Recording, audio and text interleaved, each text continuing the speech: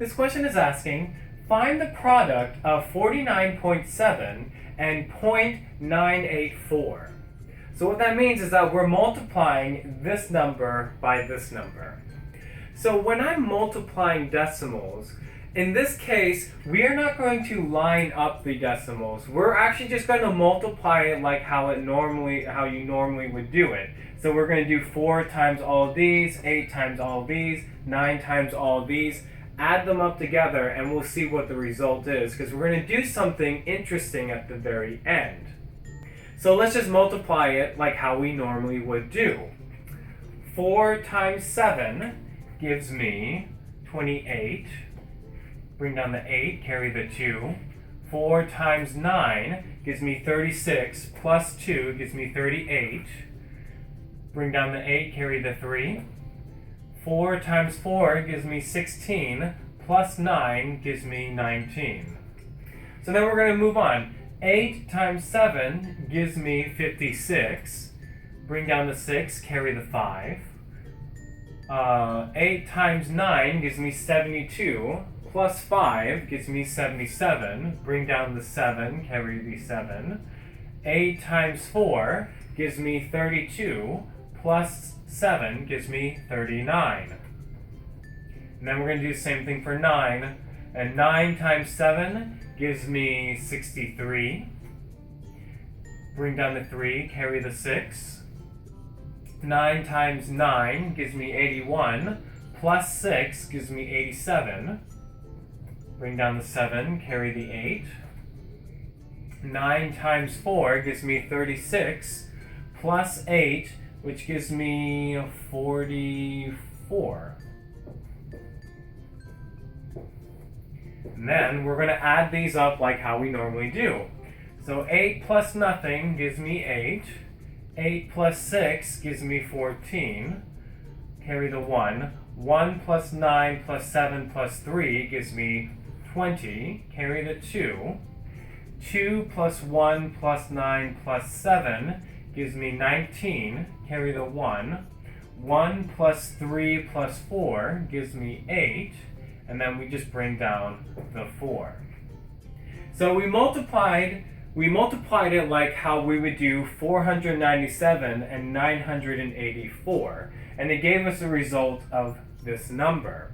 Now that we found out the result of 497 times 984, we're going to see how many numbers are beyond the decimal point. So we have 1, 2, 3, 4 numbers that are beyond the decimal point. So I'm going to pretend that there's a decimal point here, and I'm counting 4 spaces over, because that is how many numbers are beyond the decimal point. So I'm going to go 1, 2, 3, 4. And the reason why I counted 4 spaces over is because we have 1, 2, 3, 4 numbers beyond the decimal point. So we have to put 4 numbers beyond the decimal point. So now that I have 4 numbers beyond the decimal point, that is my final answer. It's going to be 48.9048, and this is my final answer. This question is asking, divide 52.798 by 6.1 and round the quotient to the nearest hundredth.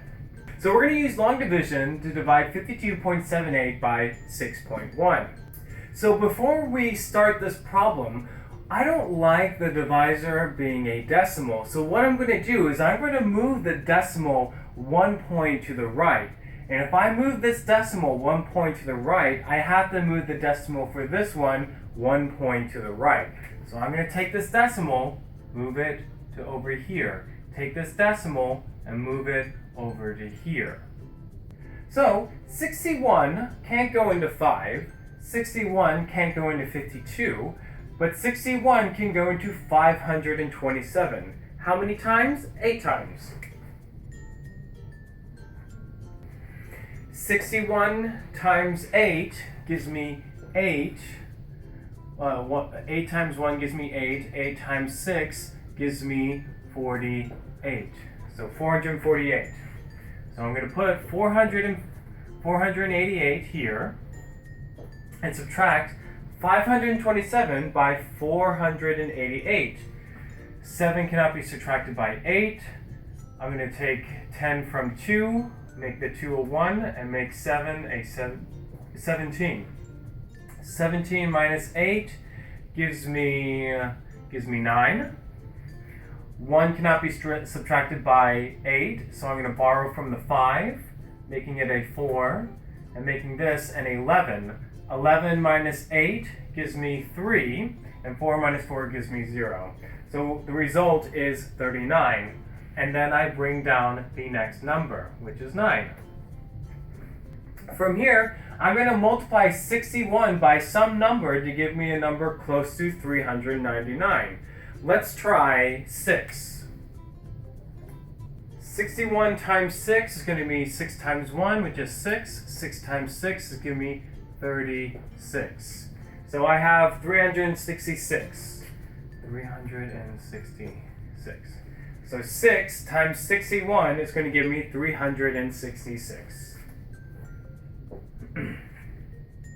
9 minus 6 gives me 3.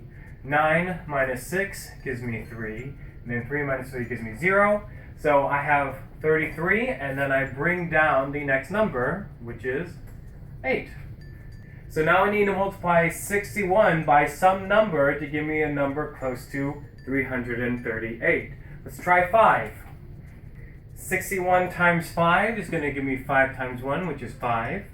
5 times 6, which is going to give me 30. 305.